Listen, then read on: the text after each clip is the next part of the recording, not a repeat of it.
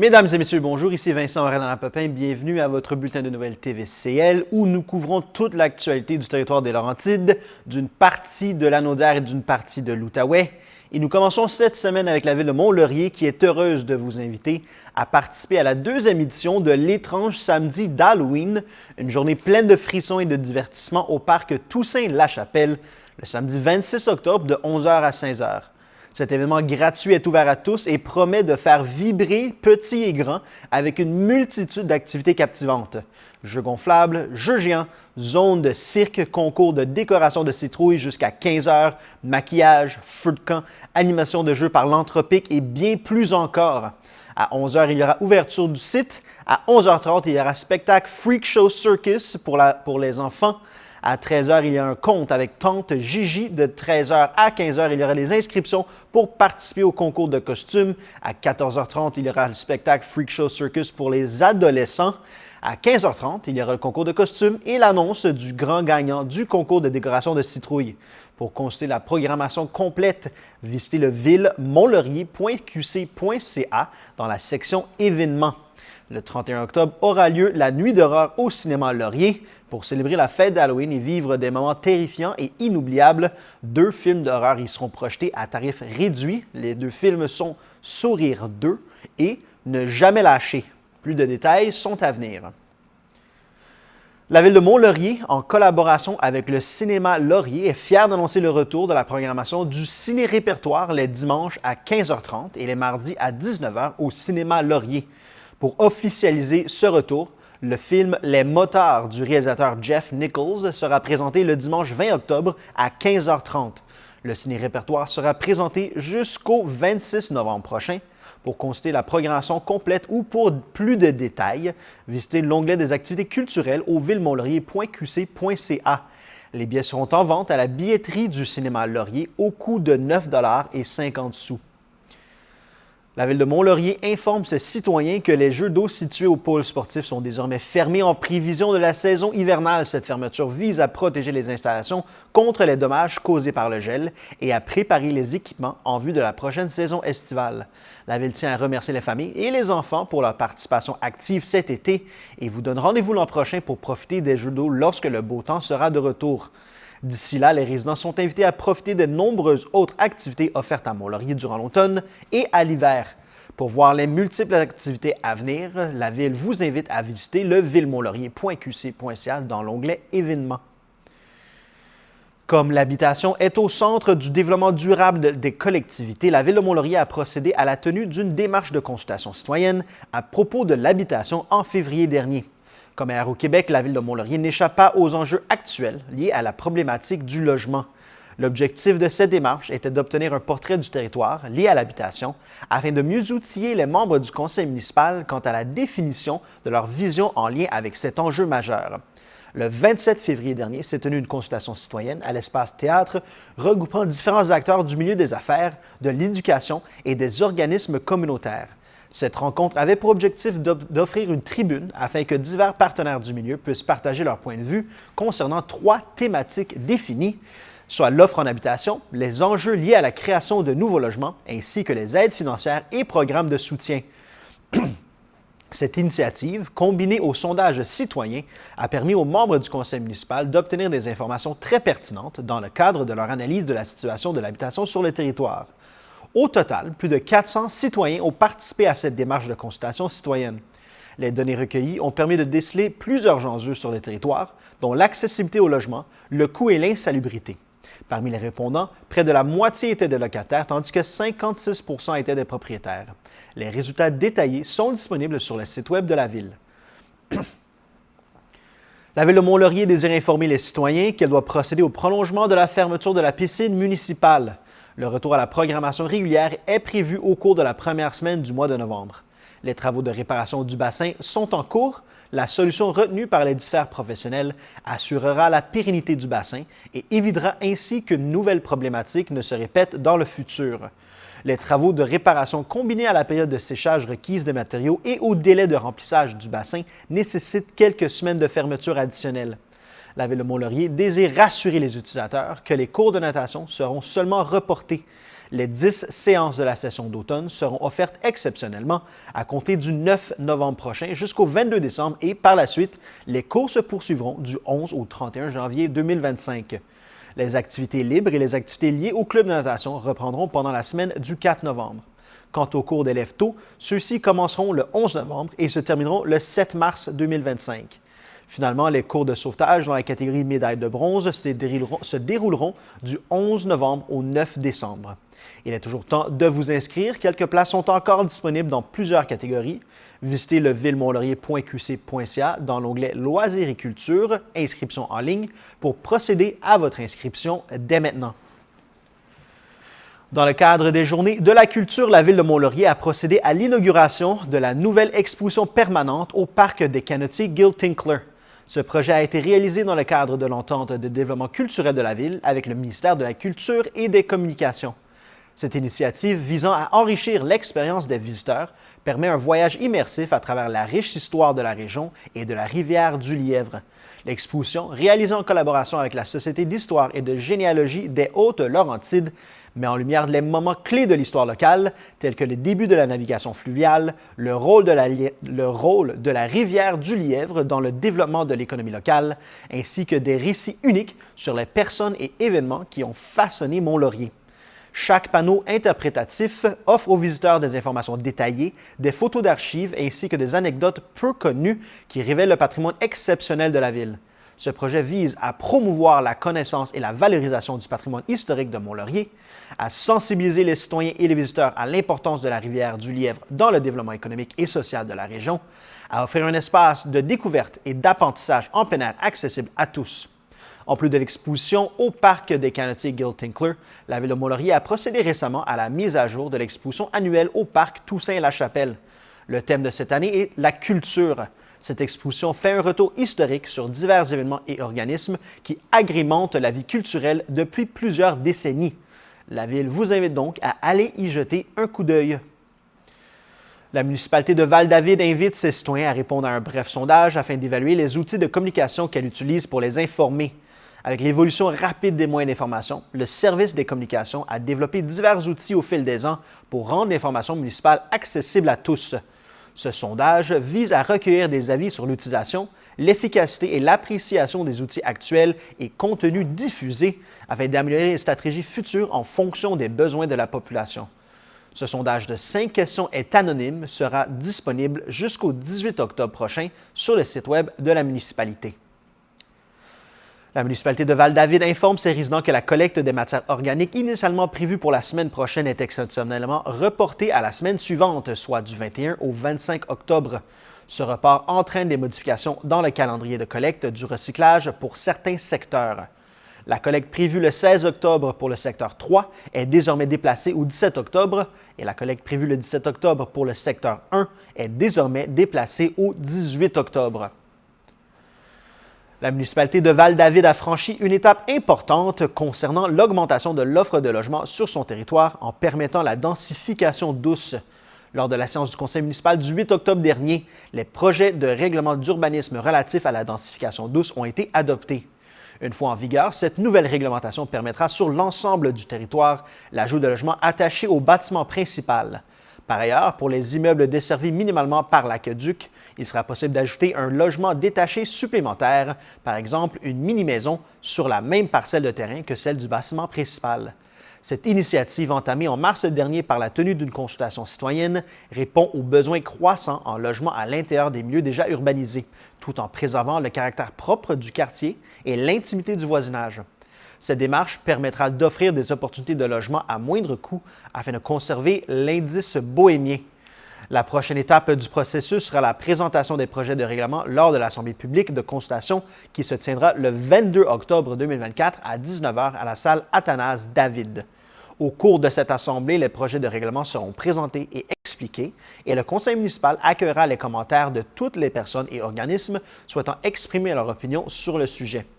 Suite à cette assemblée, les règlements finaux devront être adoptés par le conseil municipal avec ou sans modification, selon les commentaires reçus lors de cette assemblée.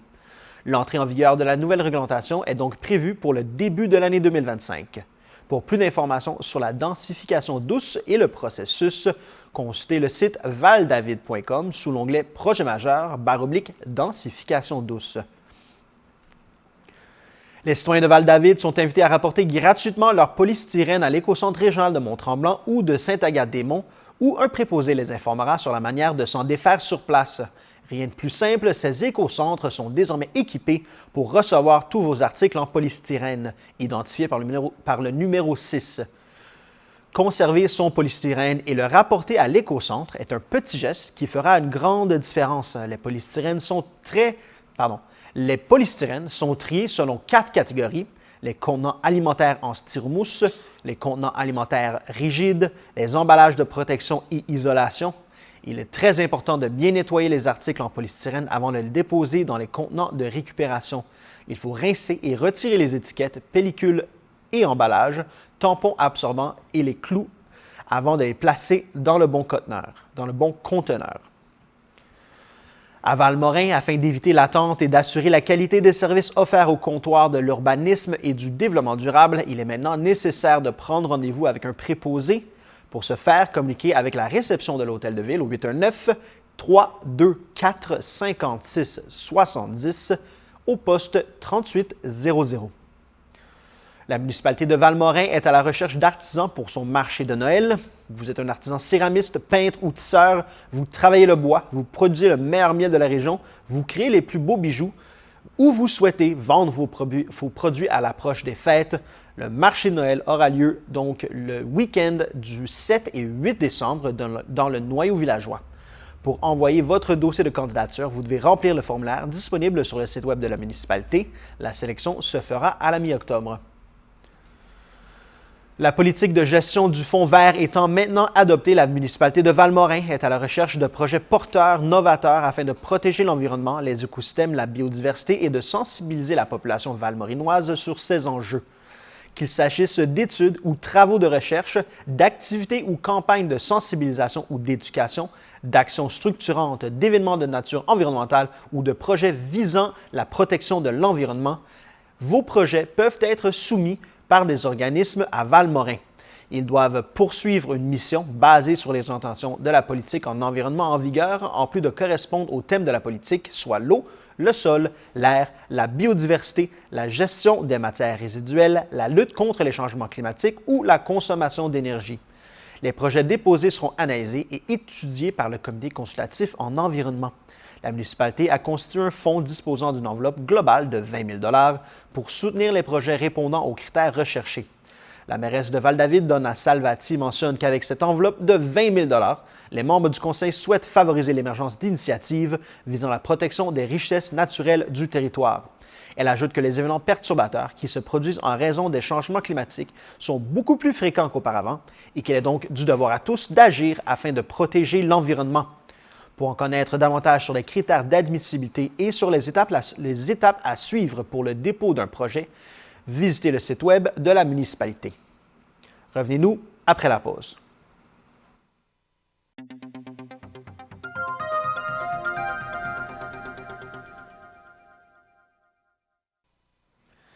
C'est le 8 octobre dernier, lors d'une séance du conseil municipal, que la municipalité Valmorin a officiellement adopté une nouvelle politique de répartition des coûts de travaux municipaux.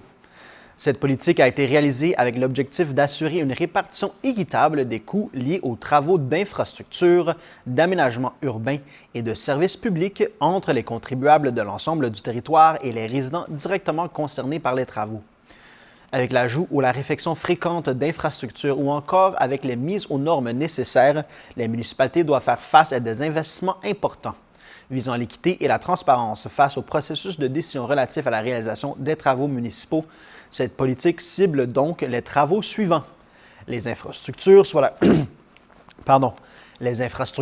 la construction ou réfection des routes, trottoirs, égouts et systèmes d'approvisionnement en eau; l'aménagement urbain, soit les espaces verts, les parcs, terrains de jeu et projets d'embellissement; les services publics, soit l'éclairage, la signalisation et autres infrastructures de services; Le principe de base de cette politique prévoit que le coût de construction des nouvelles infrastructures est imputé aux promoteurs ou aux résidents des secteurs concernés, tandis que les frais de réfection des infrastructures routières existantes sont répartis entre l'ensemble des contribuables de la municipalité et les frais de réfection des infrastructures d'égouts ou d'aqueducs sont répartis entre les propriétés raccordées ou susceptibles d'être raccordées des réseaux concernés. À titre d'exemple, le coût de réfection des chaussées et trottoirs, ainsi que l'aménagement des pistes cyclables, sera assumé par l'ensemble des contribuables de Valmorin. Le pavage d'une nouvelle rue le sera par les résidents du secteur concerné et la réfection d'un tronçon du réseau d'aqueduc le sera par les propriétaires raccordés ou susceptibles d'être raccordés au réseau d'aqueduc de la municipalité. C'est l'automne, le temps de l'abondance et des récoltes, c'est le temps de faire le plein de bons fruits et légumes. Cette abondance apporte aussi, malheureusement, son lot de pertes et de gaspillage. Personne n'y échappe, mais il existe heureusement des trucs simples pour optimiser chaque aliment. L'experte Florence Léa Siri débarque à Valmorin pour vous présenter ses trucs et astuces pour arriver à mieux gérer votre réfrigérateur et votre garde-manger. Vous l'avez sûrement déjà vu dans votre télévision aux côtés de Stéphane Bellavance à l'émission Moi je mange à Télé-Québec, entre autres. Cette experte de la lutte contre le gaspillage alimentaire, sa mission d'éducation populaire l'amène à animer une centaine de conférences par année. Elle accompagne les entreprises, institutions et organismes en développement des contenus ou des formations en ligne sur mesure. C'est le 30 septembre dernier, lors d'une séance d'information portant sur sa situation financière, que la municipalité de Valmorin a présenté le résumé de son nouveau cadre financier 24-29. Cette rencontre, qui se déroulait en présence de la mairesse Donna Salvati, de M. Nicolas Plante, de Raymond Chabot Grant-Thornton et de Mme Caroline Tessier, directrice du service d'évaluation foncier de la MRC des Laurentides, avait comme objectif de dresser le bilan financier des dernières années à Valmorin, de présenter aux citoyens les outils de contrôle et de gestion budgétaire de la municipalité, de même que les projections et les stratégies issues du nouveau cadre financier. La mairesse Donna Salvati a présenté le bilan financier de la municipalité depuis 2017 en précisant que malgré des investissements de l'ordre de plus de 21 millions de dollars, l'impact du service de la dette sur le budget a diminué de façon significative, passant de 27,8 % des dépenses en 2017 à 22 % en 2023.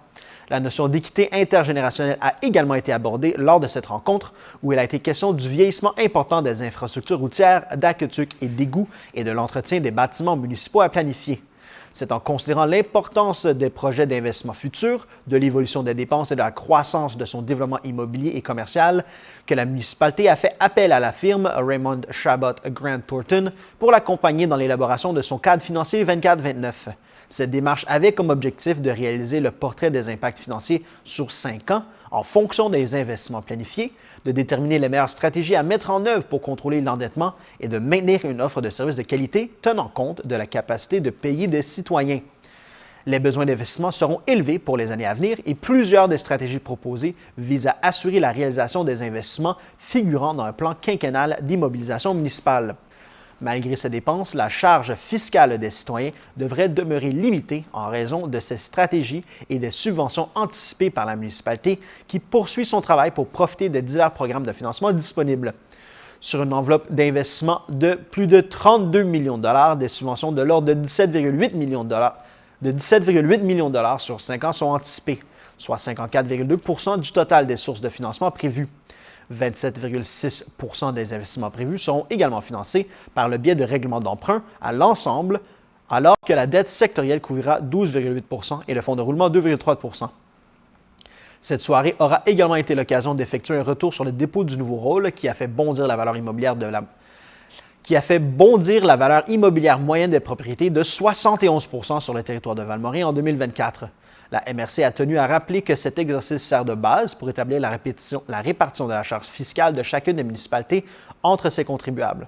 Ainsi, la croissance de la valeur foncière n'aura pas entraîné automatiquement une augmentation des taxes pour tous les propriétaires et le taux de taxation à l'évaluation est passé de 1,198 $ du 100 $ d'évaluation à 0,7134 $ afin de tenir compte de cette hausse du rôle. Seules les propriétés dont la valeur a augmenté plus que la moyenne lors du dépôt du rôle auront ainsi connu une augmentation de taxes supérieure. Outre les solutions proposées par le cadre budgétaire pour stabiliser l'endettement, un bref résumé du plan d'action visant la croissance des revenus et le développement de l'économie locale a également été présenté aux citoyens. Parmi les actions prévues ou déjà en place, on retrouve les avis d'assujettissement d'immeubles par droit de préemption qui permettront de cibler des immeubles à vocation commerciale ou autres dans le périmètre urbain, la modification du règlement de zonage dans certaines zones du noyau villageois pour assurer une densification harmonieuse, des incitatifs au développement visant les promoteurs de projets, la poursuite de la revitalisation du cœur villageois, pour créer un milieu de vie attrayant et la mise en œuvre du plan d'action réalisé en collaboration avec Vivre en Ville, visant le développement commercial et résidentiel dans un village où la rivière et les montagnes ont une grande influence sur le développement. Présenté à l'approche du dépôt du budget 2025, cette séance d'information a également permis aux citoyens de mieux comprendre le processus d'adoption du budget municipal, les outils de contrôle et de gestion budgétaire et les enjeux financiers de leur municipalité. La MRC d'Antoine Labelle annonce des travaux de réfection complète d'un tronçon de 3,7 km sur le parc linéaire Le Petit Train du Nord. Cette section se situe dans le secteur de Mont-Laurier du kilomètre 193 au kilomètre 198. Ces travaux ont débuté le 23 septembre et s'échelonneront sur une période de 8 semaines.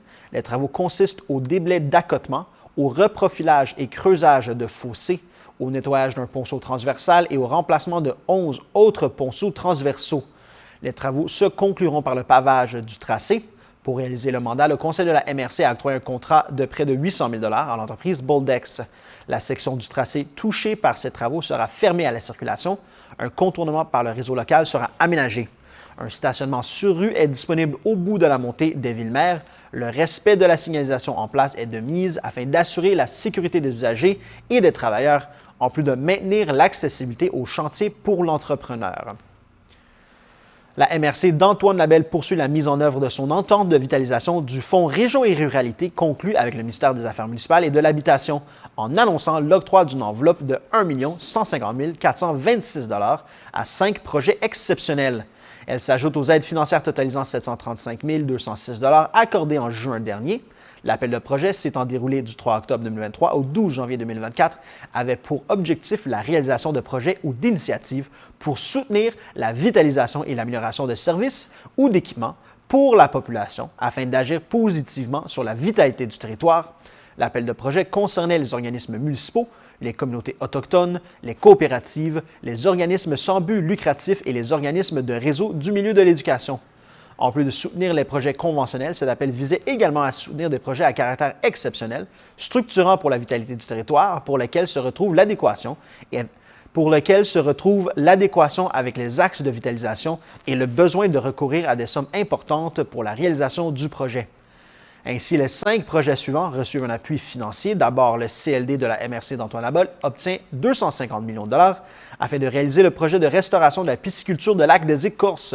Ce projet consiste à obtenir les droits d'utilisation de l'emplacement actuel, à réaliser plusieurs travaux de conversion et d'ajout technologiques importants pour en faire un modèle québécois, tant pour son mode de fonctionnement, son exemplarité environnementale que pour sa gouvernance.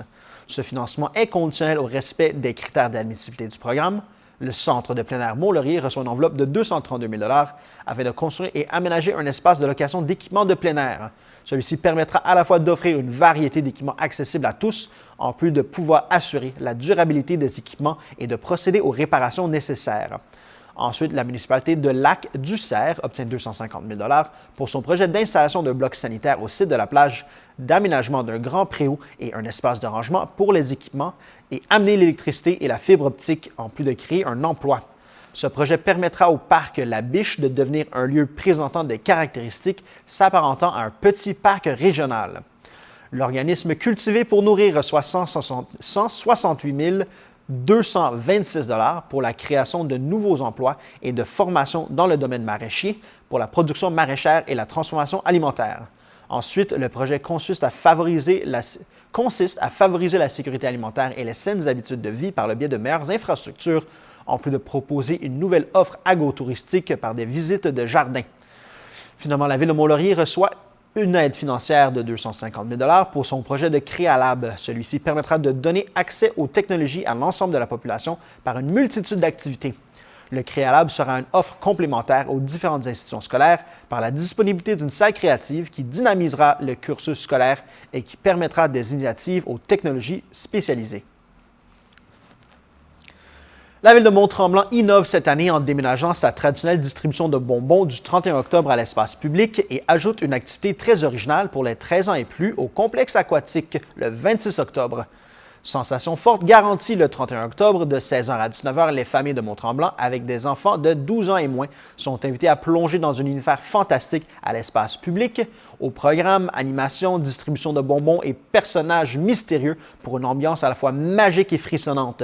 De plus, ne manquez pas l'une des 3 représentations de l'impressionnant spectacle de feu à 16h30, 18h et 19h15. Aucune réservation n'est requise pour profiter de cette soirée inoubliable. Il y aura projection du film Les Dents de la Mer le 26 octobre. Qui osera visionner ce grand classique de l'horreur sur l'eau, confortablement installé sur son flotteur? L'expérience s'adresse aux courageux et courageuses de 13 ans et plus. L'activité aura lieu au complexe aquatique. Elle s'adresse aux personnes de 13 ans et plus et l'activité est gratuite pour les résidents. Les non-résidents devront payer le tarif d'accès au complexe aquatique. Les réservations sont obligatoires via la plateforme Sport Plus. Pour toute question, communiquez avec le service de la culture, des loisirs et de la vie communautaire de la Ville de Mont-Tremblant par courriel à culture et loisirs à commercial-villedemonttremblant.qc.ca ou en composant le 819-425-8614. La Ville de Mont-Tremblant annonce que des travaux de remplacement des modules de jeu auront lieu au Parc du Voyageur du 15 au 25 octobre prochain. Ces travaux, d'une valeur de 184 218 $ visent à offrir aux familles des équipements de jeu modernisés, adaptés aux enfants de 18 mois à 12 ans et en harmonie avec le caractère naturel et historique de la région. Pendant la durée des travaux, la section des modules de jeu sera fermée. Toutefois, le reste du parc demeurera accessible au public. De plus, la section de stationnement située sur la coupale sera fermée et utilisée comme zone de chantier. À noter que les travaux n'auront aucun impact sur le parc linéaire Le Petit Train du Nord. Les nouveaux modules de jeu offriront une expérience enrichissante pour les enfants en mettant l'accent sur les éléments suivants. La mise à niveau des équipements vieillissants, l'augmentation de la tranche d'âge ciblée, soit de 18 mois à 12 ans, la thématique inspirée des caractères locaux, notamment le Petit Train du Nord, les montagnes et la nature environnante, la conformité aux normes actuelles en matière de sécurité et de dégagement, l'introduction de nouveaux jeux tels que des jeux en hauteur et des jets de mouvement. Pour toute question, communiquez avec le service des infrastructures de la Ville de Mont-Tremblant en composant le 819-425-8614. Revenez-nous après la pause.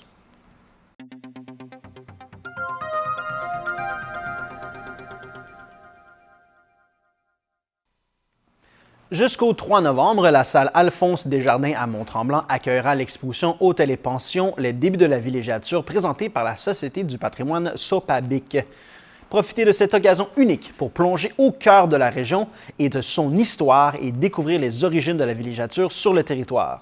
À travers une sélection d'objets d'époque, de photographies historiques et de documents d'archives, découvrez comment ces premiers établissements ont façonné le paysage culturel et économique de la région. L'exposition aura lieu à la salle Alphonse Desjardins à l'Hôtel de Ville. Visitez le site web de la municipalité pour consulter l'horaire de l'exposition. Pour tout renseignement, communiquez avec le service de la culture, des loisirs et de la vie communautaire à culture et loisirs à commercial villedemonttremblant.qc.ca ou au 819-425-8614. La Ville de Mont-Tremblant a profité des Journées de la culture pour dévoiler sa toute nouvelle politique culturelle. La politique culturelle, issue d'une démarche de consultation rigoureuse, reflète la volonté de la population et des intervenants du milieu culturel de faire rayonner la culture au sein de la communauté. La culture occupe une place centrale dans le quotidien. Elle rassemble, enrichit les vies et contribue à faire de Mont-Tremblant un lieu chaleureux et accueillant. Investir dans la culture, c'est offrir à la population l'opportunité de s'épanouir, de découvrir et de rêver. La politique culturelle de la Ville a pour objectif de soutenir les artistes locaux, de rendre la culture plus accessible et de valoriser le patrimoine. Elle incarne l'engagement de la Ville à encourager la créativité et à faire de son territoire un espace où l'expression culturelle est une richesse partagée par tous et toutes. La Ville remercie chaleureusement tous ceux et celles qui ont contribué à l'élaboration de cette politique culturelle. La Ville de Mont-Tremblant et sa ville jumelle Châtel en France offrent un stage d'été rémunéré à Châtel à un étudiant de Mont-Tremblant. La Ville de Mont-Tremblant prend en charge le coût du transport aérien jusqu'à concurrence de 1 200 $ alors que l'hébergement est offert gratuitement par la famille du stagiaire de Châtel. Pour être admissible, vous devez répondre aux critères suivants: résider à Mont-Tremblant, être aux études et âgé de 18 à 29 ans, être disponible de 6 à 8 semaines entre la fin juin et la fin août 2025, s'assurer que votre famille accepte d'accueillir à la maison un stagiaire de Châtel pendant votre absence. Vous devez remplir le formulaire en ligne avant le 15 janvier 2025. Il vous sera demandé de fournir votre curriculum vitae et une lettre de recommandation. La Ville de Mont-Tremblant est à la recherche de citoyens engagés pour siéger au sein de son comité consultatif d'urbanisme, aussi appelé le CCU. Le CCU joue un rôle clé en examinant les projets soumis et en formulant des recommandations au conseil municipal. C'est l'occasion idéale pour ceux et celles qui s'intéressent à l'aménagement du territoire et au développement durable. Les critères d'admissibilité sont résider à Mont-Tremblant, être disponible périodiquement pour des réunions, habituellement en matinée les lundis. Envoyez votre CV et lettre de motivation avant le 25 octobre prochain à l'adresse civique Ville de Mont-Tremblant au 1145 rue de Saint-Jovite à Mont-Tremblant, au Québec. Le code postal est de J8E1V1. Vous devez l'envoyer à l'attention de M. Charles-Étienne Sigouin, coordonnateur de la division développement du territoire. Vous pouvez également envoyer le tout par courriel à cesigouin@ville-de-mont-tremblant.qc.ca. À l'approche de la saison hivernale, avec une circulation attendue des virus et infections respiratoires, la Direction de santé publique du CI3S des Laurentides invite la population à se faire vacciner contre la COVID-19 et la grippe pour protéger sa santé et celle des autres. Dès le 16 octobre, la campagne de vaccination débutera dans la région et offrira gratuitement à toute la population le vaccin contre la grippe et la COVID-19 et à certains groupes le vaccin contre les infections à pneumocoque. La vaccination est particulièrement recommandée aux personnes qui risquent de développer des complications si elles contractent les virus et infections respiratoires. Les personnes vulnérables ou à risque sont encouragées à prendre rendez-vous dès maintenant. Il s'agit des personnes résidant en centre d'hébergement et de soins de longue durée ou en résidence privée pour aînés ou vivant dans d'autres milieux collectifs comportant une proportion élevée de personnes aînées et vulnérables, de personnes âgées de 60 ans et plus, les personnes immunodéprimées, dialysées ou vivant avec une maladie chronique, les femmes enceintes et les parents de bébés de moins de 6 mois, les travailleurs et travailleuses de la santé, les adultes vivant en région éloignée ou isolée. La population générale pourra également prendre rendez-vous à partir du 16 octobre. Pour faciliter l'accès aux services, la vaccination sera offerte dans l'ensemble des points de services locaux de la région ainsi que dans certaines pharmacies communautaires. Il sera possible de recevoir les vaccins contre la COVID-19 et la grippe lors de la même séance de vaccination. La prise de rendez-vous est obligatoire en ligne sur clicsanté.ca par téléphone au 1-877-644-4545. Afin de limiter la propagation des virus et mieux protéger les plus vulnérables, la Direction de santé publique des Laurentides rappelle également l'importance de poursuivre les mesures de prévention telles que le lavage des mains, la limitation des contacts ou le port du masque en cas de symptômes. En présence de fièvre, il est recommandé de rester à la maison. Le Centre intégré de santé et de services sociaux des Laurentides, en collaboration avec le Comité des usagers du Centre intégré, a participé pour la première fois aux Journées de la culture. Rappelons que cet événement a eu lieu le samedi 28 septembre dernier, alors que 5 CHSLD et une maison des aînés de Saint-Agathe-des-Monts à Rosemère ont ouvert leurs portes au public, accueillant de nombreux visiteurs. Parmi les moments marquants des collaborations intergénérationnelles, des performances musicales et des œuvres uniques créées avec passion par les résidents eux-mêmes. Bien plus qu'une simple célébration de l'art, cet événement a permis de tisser des liens profonds entre les résidents, leurs familles et la communauté. Le CI3S de Laurentides et le Comité des usagers du Centre intégré tiennent à remercier chaleureusement les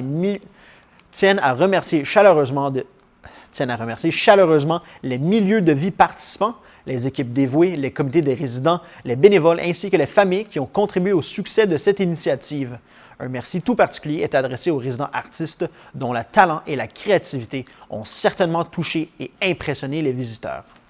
À l'heure des changements climatiques et de profonds bouleversements de la diversité biologique mondiale, la Ville de Saint-Sauveur invite les Sauveurois à contribuer à ce futur politique de l'arbre en répondant à un court sondage pour sa future politique. La forêt municipale constituée des arbres de rue et de parcs est complémentaire à la forêt privée et aux nombreux arbres déjà présents sur chaque propriété.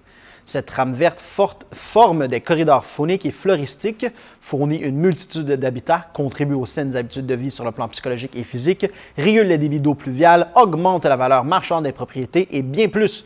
Or, la richesse d'un plan de la forêt urbaine réside notamment dans les savoirs, les intérêts et les intentions populaires. En 15 questions, le sondage vise à obtenir les réflexions et opinions des citoyens sur le sujet. Les données ainsi obtenues bonifieront l'élaboration d'une politique de l'arbre et la population et la production d'un plan de protection et de valorisation de la forêt urbaine. D'importantes initiatives pour lutter et s'adapter à un univers changeant dont la publication est prévue pour la fin 2024. Le sondage est disponible sur le portail citoyen. Pour plus d'informations, contactez le service des communications et des relations avec les citoyens au 450-227-0000 au poste 2700 ou à communication@vss.ca. Le vendredi 4 octobre avait lieu au chalet Pauline Vanier la collecte de sang annuelle du service de sécurité publique et incendie Saint-Sauveur-Piémont et de la Sûreté du Québec à merci des Pays d'en haut, orchestré par Emma Québec. L'objectif de départ de 100 donneurs a été rapidement atteint, voire dépassé, puisque ce sont finalement 107 donneurs qui se sont inscrits, dont 9 donnaient du sang pour la première fois. Au total, 96 poches de sang ont été prélevées.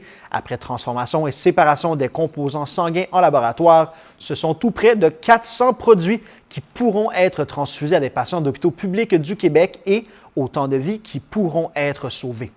La Ville de Saint-Sauveur joint sa voix à celle d'Emma Québec et des futurs bénéficiaires de ces produits sanguins pour remercier chaleureusement chaque donneur. C'est avec grande fierté que la Ville de Saint-Sauveur a inauguré vendredi le 4 octobre dernier son nouveau skatepark en compagnie de représentants de Développement économique Canada pour les régions du Québec, des firmes ayant collaboré au projet, de ses partenaires régionaux, des médias et des maires des villes de la MRC des Pays d'en haut et des Laurentides. Situé au parc John H. Molson, le nouveau skatepark d'une superficie de 1140 mètres carrés a été conçu de manière à offrir des modules évolutifs pour les utilisateurs de tous âges et de tous les niveaux. Les modules créent des tracés linéaires et plus sécuritaires qui sauront plaire tant aux planchistes qu'aux adeptes de trottinettes et favoriseront leur progression. Le skatepark comprend 7 rampes, 9 boîtes de glisse et au-delà de 15 modules, incluant un quart de lune, un volcan, des pyramides ainsi que des plateaux d'équilibre. Ces modules s'élèvent à des hauteurs qui varient entre 0,5 et 2 mètres. Les surfaces d'asphalte traditionnelles ont été remplacées par du béton lisse qui permet un roulement plus doux et une plus grande sécurité en cas de chute. La Ville a également veillé à harmoniser ce plateau sportif avec son environnement et la nature qui l'entoure grâce à des aménagements paysagers qui offrent une expérience visuelle d'exception aux utilisateurs et aux spectateurs. Afin de respecter ses engagements en termes de développement durable et réduire son empreinte environnementale, la Ville a conçu les murets de soutènement ainsi que les aménagements paysagers avec des matériaux granulaires et des blocs récupérés lors de travaux effectués durant la saison estivale, notamment ceux des opérations d'excavation pour la construction du skatepark. La butte pour la glissade sur neige en hiver, autrefois construite chaque année à l'aide de canons à neige, a également été intégrée de manière permanente au skatepark. Cette structure offre aux visiteurs un espace de repos surélevé ainsi qu'un point de vue sur l'ensemble du plateau sportif. Cette inclusion permettra à la Ville de réduire son impact environnemental, de même que les coûts d'opération dédiés à la production de la glissade sur neige de 10 000 $ par année. À l'écoute de ses citoyens soucieuses d'élaborer un concept répondant aux besoins, la Ville avait tenu une consultation publique en mai 2021 afin de récolter les désirs et propositions de près de 75 usagers du skatepark. Ouvert depuis le samedi 21 septembre, le skatepark a déjà accueilli des centaines de planchistes et ravi les citoyens qui l'attendaient avec impatience depuis plusieurs mois. L'inauguration a été suivie d'une fête citoyenne animée par Technical Skateboards où performances professionnelles, cliniques de skate, création artistique en direct, prix de présence, kiosques de diverses entreprises du milieu du skateboard, DJ et barbecue étaient au programme. Ce sont près de 750 citoyens de tous âges qui ont assisté à l'événement. Revenez-nous après la pause.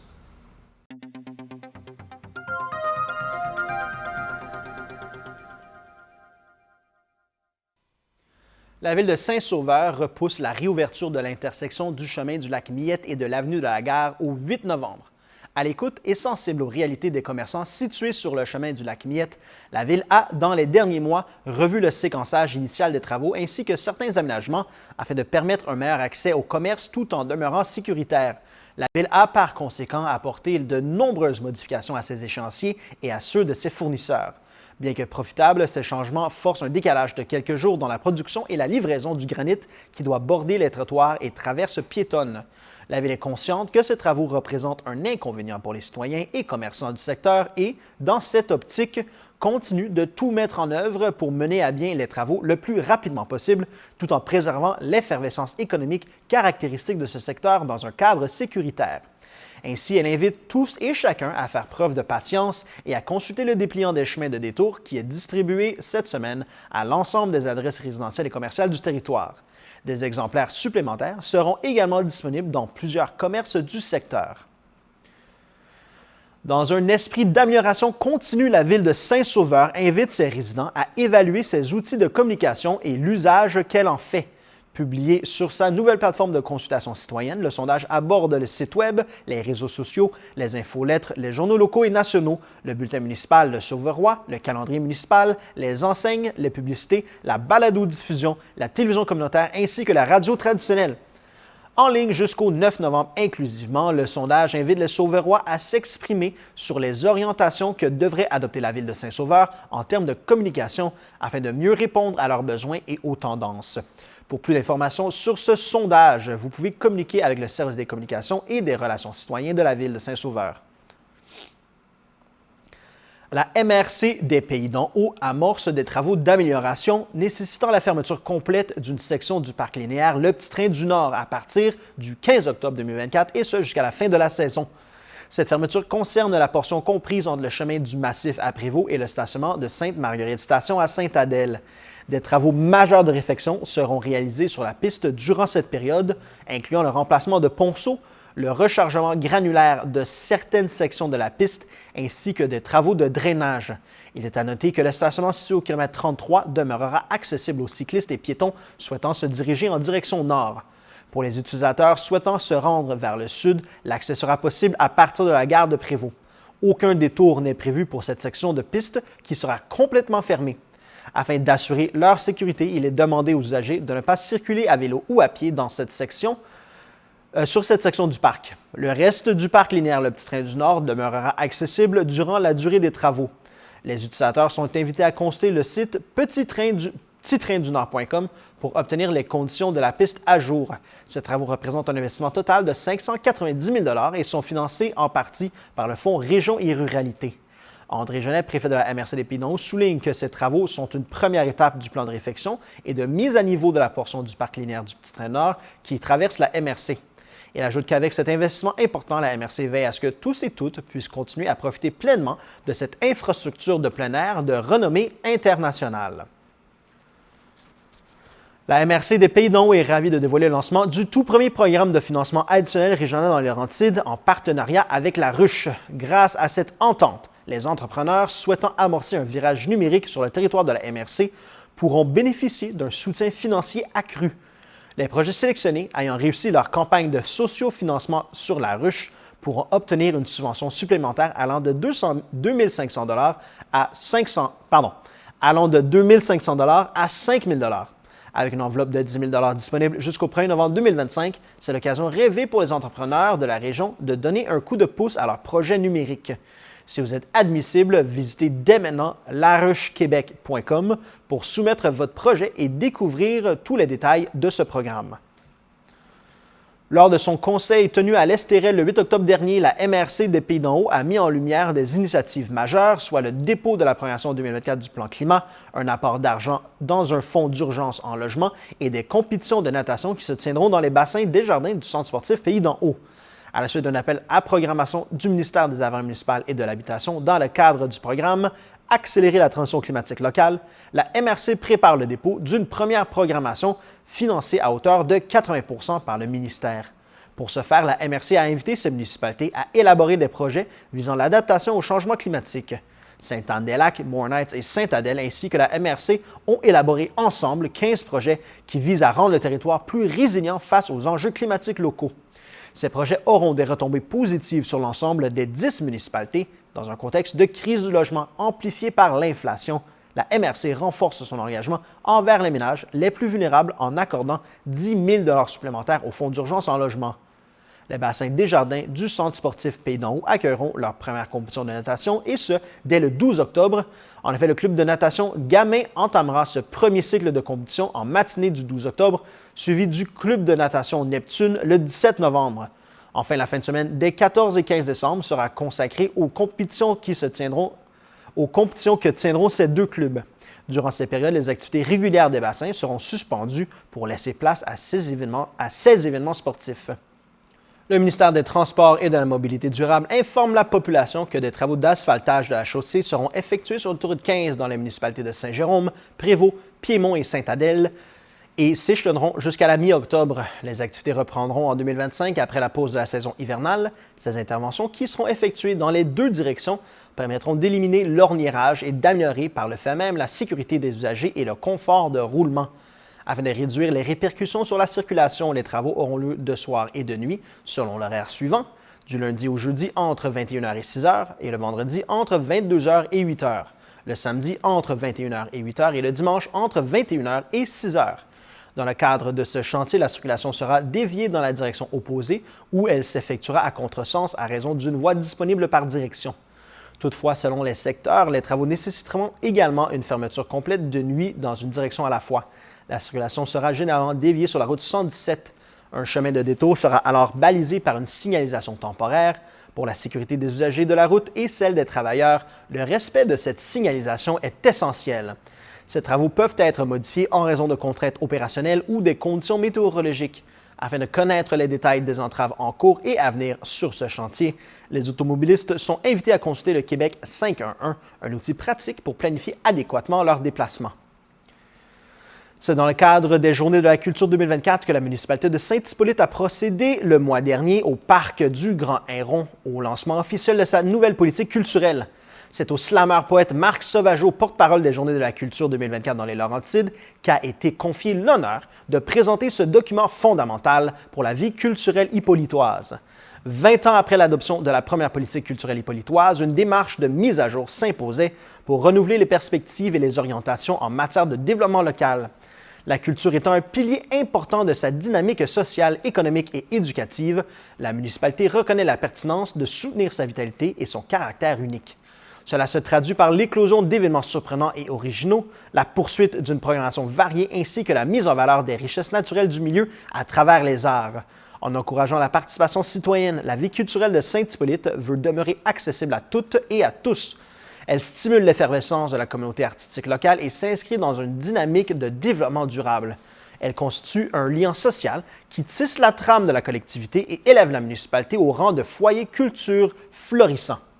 Elle relie les générations, favorise l'inclusion et suscite l'innovation. En somme, la nouvelle politique culturelle aspire à créer un environnement propice à la créativité individuelle et collective. La municipalité de Saint-Hippolyte remercie les membres du comité de la politique culturelle, Jessica Penillon, artiste peintre et citoyenne, Marie-Ève Turgeon, artiste illustratrice et citoyenne, Jacinthe Moffat, artiste vidéaste et citoyenne, Jean-Pierre Fabien, auteur collaborateur au journal communautaire Le Sentier et citoyen, Alain Lelièvre, conseiller municipal chargé des dossiers culturels, Louis Croteau, directeur du service des loisirs, des sports et plein air de la vie communautaire. Le maire Yves Dagenet explique que la signature municipale de la ville réfère à une réalité beaucoup plus large que la nature généreuse qui l'entoure et qu'elle exprime également la force d'une communauté tissée, serrée, engagée et créative. Il ajoute que le riche passé historique et patrimonial de la ville, ainsi que la transmission de la mémoire et du savoir hippolytois, notamment à travers ses familles ancestrales toujours bien ancrées, sont des assises fondamentales de son identité. Il mentionne aussi que ce document s'inscrit dans un tournant de l'histoire collective, marqué par une croissance démographique importante et une préoccupation constante pour la protection des milieux naturels. À Saint-Hippolyte, le conseil municipal a octroyé des mandats professionnels afin de préparer les plans et devis pour la construction d'un nouveau garage municipal admissible à une aide financière du gouvernement du Québec pouvant atteindre 60 % des coûts dans le cadre du programme d'amélioration et de construction d'infrastructures municipales. Le ministère des Affaires municipales et de l'Habitation a d'ailleurs confirmé par lettre à la municipalité que ce projet s'est qualifié pour l'obtention d'une aide financière à être précisée. Le maire a expliqué qu'il s'agit d'un projet intégré qui permettra d'accueillir dans l'actuel bâtiment du garage municipal un nouvel éco-centre et des espaces d'entreposage pour la division des parcs et espaces verts. Le nouveau garage municipal serait pour sa part construit sur un terrain adjacent à l'ancien poste d'Hydro-Québec, lequel sera cédé à la municipalité par la Société d'État. Le projet permettra de tripler la superficie du garage municipal, de le centraliser sur le territoire et de le moderniser. Les chantiers et le budget de réalisation seront présentés d'ici la fin de l'année 2024. Voilà, c'était tout cette semaine pour votre bulletin de nouvelles municipales. Pour votre bulletin de nouvelles TVCL, je vous remercie d'avoir été à l'écoute. À la semaine prochaine.